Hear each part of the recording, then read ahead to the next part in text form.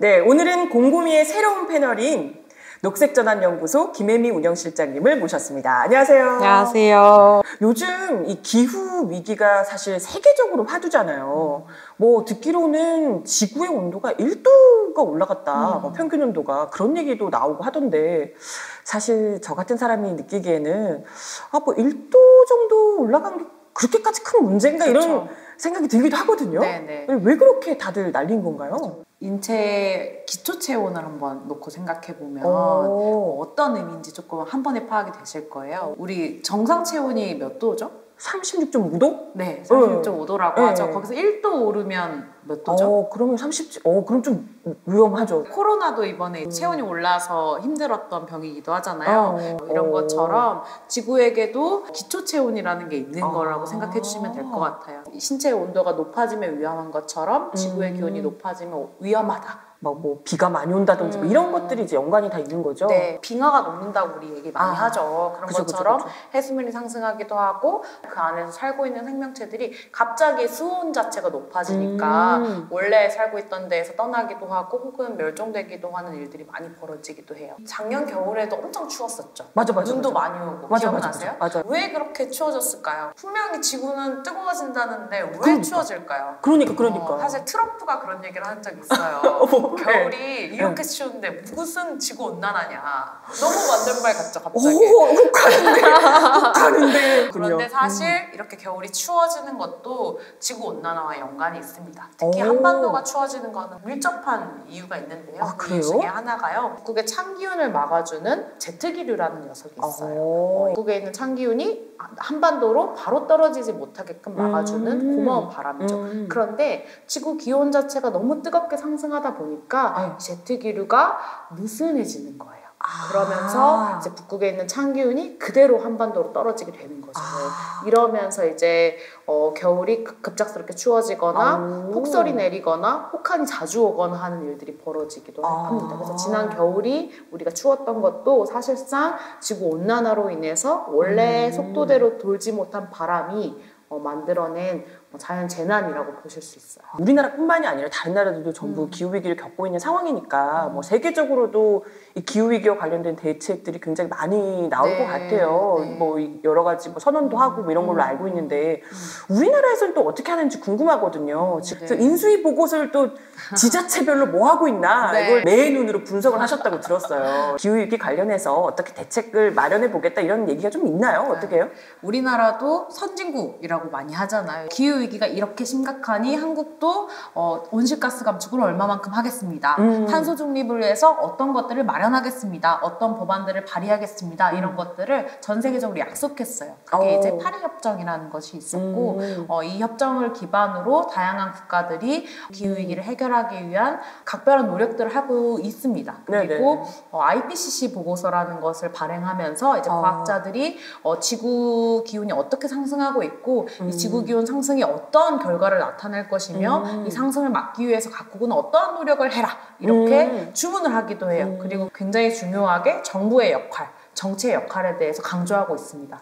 그렇기 때문에 중앙정부에서 그렇게 국가 대 국가 단위로 약속한 것들을 이행하기 위해서 노력을 해야겠고 또 이 중앙이 움직이기 위해선 방금 말씀해 주신 것처럼 지자체들의 노력이 너무나도 필요하겠죠. 딱 이제 100일이 넘어가는 이 지자체장들은 어떤 약속을 했는지 인수위 보고서를 보면 알 수 있잖아요. 왜냐하면 그것이 내가 당선되고 나서 우리 주민들과 구민들과 시민들에게 약속하는 첫 번째 보고서니까요. 저희 연구소가 17개 지자체 인수위 보고서를 모두 다 훑어봤습니다. 나름대로 당선이 됐으니 또 이제 취임사 같은 거를 할 거 아니에요? 그죠. 취임사에 과연 기후위기나 뭐 기후 관련된 메시지를 한 지자체장이 몇 분 정도 계실 것 같으세요? 17개 중에서? 그래도 취임사니까. 좀 멋있게. 그래도 좀 이렇게 또 세계적 흐름이잖아요. 그러니까 말이라도 그래도 좀 다들 언급은 하지 않았을까요? 한 17개 다 했을 것 같죠? 딱 3군데 했습니다. 아 진짜? 네. 17개 중에? 네. 전남, 충남, 그리고 부산 이렇게 세 군데 지자체장만 유일하게 기후위기에 대해서 대응이 필요하다라는 정도를 이야기했고 그렇지만 또 이 세 곳의 지자체장도 뭐 온실가스 감축에 대한 비전을 내놓거나 혹은 또 이 기후위기와 불평등에 대해서 언급한 것이 아니라 기후나 이런 문제도 신경 써야 한다라는 정도의 언급 수준으로 다루었고요. 지구온난화, 지구가 뜨거워지는 문제는 온실가스라는 것이 가장 큰 요소인데요. 네네네. 이 온실가스 감축에 대한 로드맵은 17개 지자체 중에 한 곳도 작성된 곳이 없습니다. 우리나라 지자체장들은 이 기후위기의 심각성을 전혀 지금 인지하지 못하고 있는 상황이 아닌가 싶거든요. 기후위기에 대한 뭐 계획이나 온실가스 감축이나 이런 부분에 대해서는 한 번도 언급하지 않았지만 우리 지자체에 공항을 짓겠다라고 이야기한 곳은 17개 지자체 중에 10군데나 됩니다. 당연히 상상해 보시겠지만 비행기라는 것이 얼마나 많은 온실가스를 분출하겠어요. 그쵸, 그쵸. 아니, 근데 잠깐 이상해요. 무슨 뭐 미국, 뭐 러시아 이런 데도 아니고 공항을 10곳이나 짓는 게 아니 뭐 이게 감당 가능한 건가요? 이미 한국에는 15개의 공항이 있어요. 우리나라 지자체장들은 정말 주민들과 국민들을 위한 어떤 새로운 정책 제안이나 뭐 실업 문제도 많잖아요. 지역 지자체에 가면 그런 문제를 해결할 다른 것들은 상상하거나 아이디어를 제출하지 못하고 그냥 또다시 가장 쉬운 방법인 공항 짓기 같은 걸로. 공항 언제 가세요? 보통? 해외 갈 때. 해외 가거나 제주도 가거나. 그렇죠, 그렇죠. 나머지는 보통 못 하세요? KTX. 네, 우리나라 철도 아주 훌륭하거든요. 그렇죠. 네, 그래서 오히려 이런 공항을 지어봤자 또 손실 나고 뭐 이런 문제가 훨씬 더 심각하게 되지 않을까라는 우려의 목소리도 전문가들 사이에서 나오고 있습니다. 그런데도 불구하고 이 지자체들이 이렇게 공항에 목매는 게 그냥 뭐 일자리 창출 이것밖에 없는 거예요? 그 이유가? 그렇진 않겠죠. 또 이런 부분들에 대해서는 공항을 지으면 집값이 오를 거야, 부동산이 오를 거야라는 욕망을 부추기고 실제로 그렇게 될지는 아무도 모르는 거죠. 보이잖아요. 신도시를 개발해도 땡땡 랜드를 개발해도 이것이 어떻게 사업이 진행되거나 성공해서 이거 진짜로 내 집값이 오르는지 부동산이 오를지 이런 것이 전혀 불확실한 시대에서 이렇게 공항을 지어주겠다. 그러면 우리 부동산 오를 거야. 너희 집값 오를 거야 라고 이야기하는 것이 또 얼마나 한편으로 무책임한 지자체장인지에 대해서도 네네. 생각해 볼 수 있을 것 같아요. 그건 시대의 흐름하고도 안 맞고 공항 건설 이런 거나 지금 지자체장들이 당장 폭우로 내놓고 있다는 이 사실이 참 안타깝네요. 또 한편으로는 전 세계적으로는 공항을 없애는 게 유행이에요. 그러니까 공항을 가는 것을 부끄러워하는 것이 사실 이제는 어떻게 보면 세계 시민적인 태도가 되어가고 있고 스웨덴도 굉장히 지금 주거 문제 심각하거든요. 그래서 주거 문제를 해결할 수 있게끔 공항을 폐쇄하고 주택을 짓는 이런 나라까지 있는데 한국은 지금 사실 주거 문제 너무 심각하잖아요. 그쵸, 그쵸. 네, 그리고 심지어 윤석열 정권에서 지금 이제 곧 예산 국회 시작하겠지만 공공임대주택 관련된 예산을 30% 삭감해서 사실 지금 국회 앞에서 농성까지 하고 있는 상황인데 이러한 국가들도 있는 마당에 우리나라는 시민들의 주거권을 챙기지는 못하고 기후위기로 인한 불평등을 해결할 방안은 못 찾을지언정 공항만 짓겠다라고 얘기하고 있는 겁니다. 참 여러모로 답답하네요. 뭐 중앙 정부도 그렇고 지방 정부도 그렇고 지금 뭐 답이 안 나오는 상황 같은데 칼럼에서 김혜미 실장님께서 그런 얘기도 하셨더라고요. 지금 뭐 이게 불평등의 문제다 이런 지적을 또 하셨더라고요. 그래서 아니 기후기 위기라는 거는 사실 모든 사람의 똑같은 문제 아닌가? 이게 왜 불평등의 문제일까? 이렇게 저처럼 생각하시는 분들이 계실 수 있거든요. 네. 비 오면 똑같이 비 오고 그러니까. 바람 불면 똑같이 바람 불고 태풍 오면 똑같이 힘들고 이럴 텐데 그렇지만 그럼에도 불구하고 이번 여름에 서울을 중심으로 폭우가 내렸었잖아요. 그쵸. 그때 사실 어떤 사람들이 가장 많이 죽고 다쳤는지에 대해서 생각해보면 이 기후위기가 결국에 어떤 사람들에게 가장 큰 피해를 미치는지에 대해서 생각해볼 수 있을 것 같아요. 이번에 이제 반지하 참사가 있었던 것처럼 빗물이 들이닥쳐서 사람들이 구조되지 못한 상황이었던 거잖아요. 이런 것처럼 주거 불평등 문제가 결국에 기후위기와 엮여 있을 때 훨씬 더 심각해지고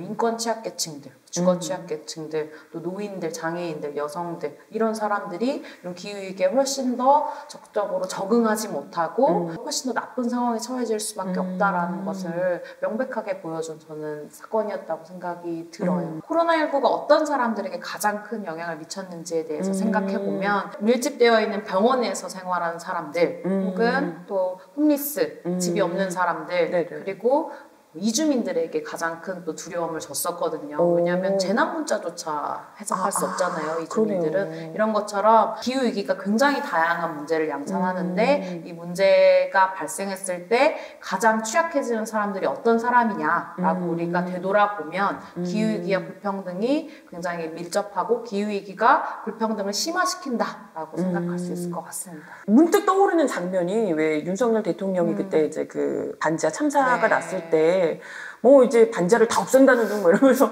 무슨 주거 대책을 마치 마련을 할 것처럼 맞아요. 얘기를 했었거든요. 네네. 근데 그러고 나서 그러고 보니까 뭐 이후에 어떻게 됐는지를 네. 모르겠어요. 뭐 이제 반지하를 없애서 주거 상향을 하겠다. 그래서 이사비 지원을 한다거나 이런 거에 대한 뭐 마련을 하겠다라고 국토교통부에서도 얘기하고 서울시에서도 얘기했지만 반면 앞서 제가 말씀드린 것처럼 가장 근간이 되는 공공임대주택에 대한 예산을 30%나 삭감한 것은 이거에 대해서 진정성 있는 해결책을 내놓는 게 아니다라는 것을 보여주고 있는 거죠. 그래서 이런 문제 때문에 지난 9월에 이제 구이사 기후정의 행진이라는 어떤 집회가 열렸었고 네네네. 그곳에 이제 35,000명이라는 시민들이 모여서 이 기후위기가 얼마나 심각한지 그리고 이 기후위기로 어떠한 문제들을 우리가 맡고 있는지 그리고 이 문제를 누가 어떻게 해결해야 되는지에 대해서 좀 구체적인 목소리가 나왔던 행진이기도 했습니다. 좀 현장에서 분위기 보셨을 때 어떠셨어요? 일단 35,000이라는 숫자가 굉장히 놀라웠고 그러니까 코로나19 이후에 이렇게 광장에 나와서 사람들이 심지어 딱 한 가지 의제잖아요. 기후 정의를 이루자라는 이 한 가지 염원을 가지고 사람들이 행진을 하는 것은 굉장히 놀라웠고요. 또 굉장히 각계각층의 목소리가 나왔어요. 뭐 빈곤, 주거, 뭐 이주민, 노동자 정말 다양한 목소리 또 운동들이 나와서 자기들이 어떻게 이 기후 문제에 대해서 생각하고 있는지에 대해서 외칠 수 있는 장이었고 그래서 저는 이게 이제 9.24 행진을 끝나고 나서 다양한 평가들이 이루어지고 있는데 그 안에서 이제 이 운동의 기운을 어떻게 잘 이끌어가서 실질적인 기후 정의를 만들 것인가에 대한 과제가 모두에게 남았다라는 생각이 듭니다. 특히 언론에서도 네네. 이런 부분에 대해서 관심을 가져주시면 좋겠다라는 생각도 드네요. 진짜 그러네요. 아니 이게 지금 시민들의 의식을 이 정부며 뭐 지자체며 그리고 언론들도 좀 잘 못 따라가는 것 같다 이런 생각이 좀 들어요. 그래서 더더욱이 실장님이 저희 곰곰이 더 많이 출연하셔가지고 네, 역할이 과중하네요. 네, 더 자주 얘기를 해주셔야 되지 않을까 이런 생각이 듭니다. 그래야지 좀 지자체도 그렇고 정부도 그렇고 우리 같이 보시는 독자분들이 더 압박을 좀 넣어서 정신 차리게 만들어주지 않을까 이런 생각이 듭니다. 네, 아무튼 오늘 말씀 감사드리고요. 네. 조만간 또 네. 또 다른 기후 이야기로 또 찾아뵙도록 하겠습니다. 네, 감사합니다. 네, 감사합니다.